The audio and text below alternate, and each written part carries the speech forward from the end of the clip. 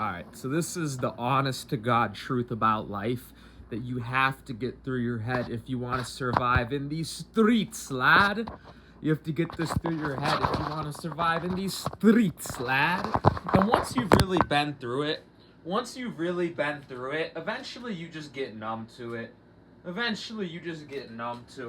Like when you're a young boy, I'm gonna work out while I record this video because I feel like a lot of times when my blood is pumping, my brain works better, and so I think of better ideas to talk about. But when you're a little boy, a girl comes, or if you're a little girl, this video is for women as well. This is just general dating advice for all genders. When you're a little boy or you're a little girl, you meet your boyfriend, you meet your girlfriend, you watch the Disney movies, you watch the fairy tales, and so you think it's just gonna be happily ever after. Yippee yippee, woohoo! Happily ever after I met my partner. Yee! That's how a lot of people think. You know, a lot of people just think, oh, I need a boyfriend. Oh, I need a girlfriend.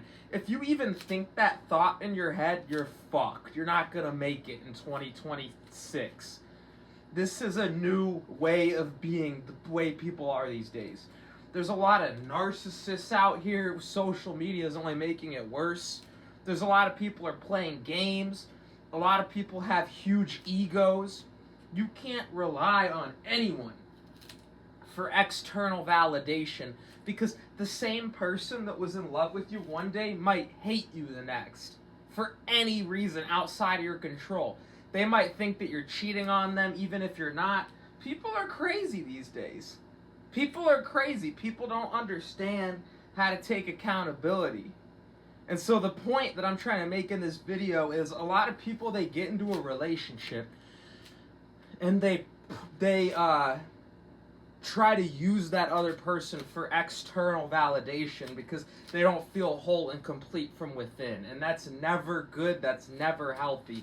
A successful, healthy relationship is two whole, complete people coming together to benefit each other's lives. It's not two people using and abusing each other for emotional validation that they never got in their childhood. That's the problem, is a lot of children, their parents don't validate them, and so they're looking for someone to externally validate them. But the problem is a real relationship isn't just butterflies and rainbows. You need to be willing to put in work. Your partner, I've had it where women were getting intimate with me, and I've dated women where when I try to give them advice on like how to do things better, like, you know, like, oh yeah, suck it this way or stroke it this way.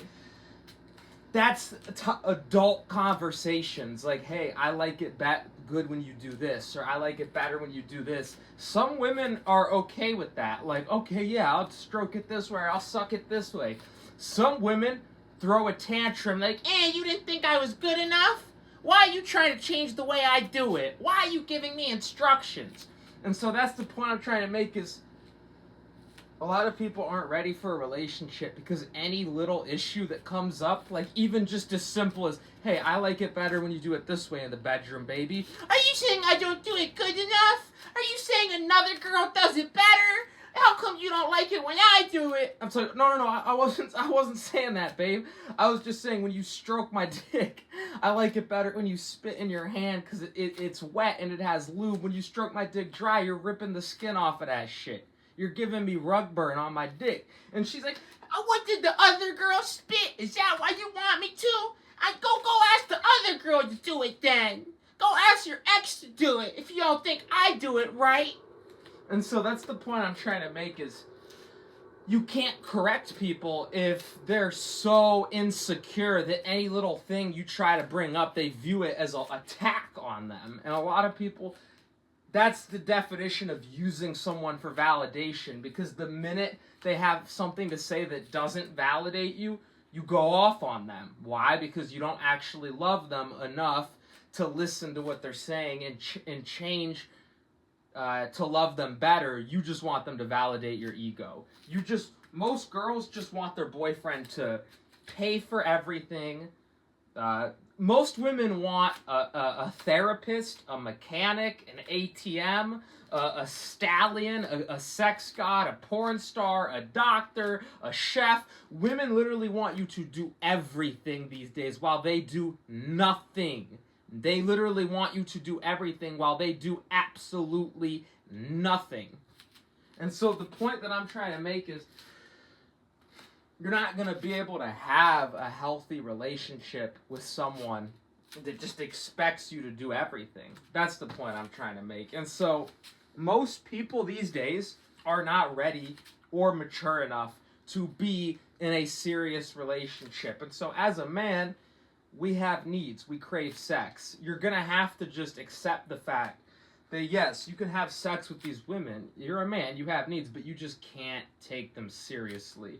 You just can't get caught up in their bullshit. You have to view yourself as like a father figure, and they're just like they're almost like your daughter, a lot of these women, once you start having sex with them. That's why they even call guys daddy, because they're just like these helpless little creatures, most of them.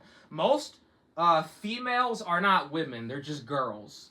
There really isn't many women left on earth. Like real mature women really doesn't even exist for the most part, to be honest with you guys.